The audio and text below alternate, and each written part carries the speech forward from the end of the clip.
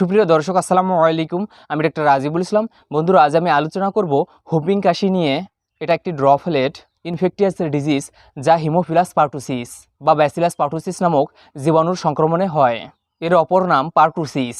এই রোগের ফলে বিশেষ এক ধরনের কাশি হয়, যাতে কাশির পর শ্বাস টানার ফলে হুপ নামক এক ধরনের শব্দ হয়, আর এর জন্যেই একে হুপিং কাশি বলে।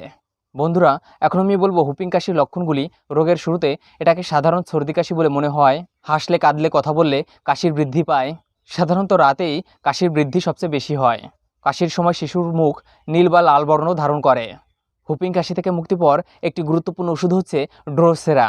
কোনো তরল পদার্থ পান করলেই কাশি বৃদ্ধি, কাশতে কাশতে বমি হয়ে যায়, কাশির সময় হাত দিয়ে বুক চেপে ধরে, স্বরভঙ্গ, এইসব লক্ষণ পরিলক্ষিত হলে ড্রোসেরা 6 বা 30 শক্তির ওষুধ প্রতি 2 ঘন্টা অন্তর বা 3 ঘন্টা অন্তর 1 ডোজ ওষুধ খেতে হবে।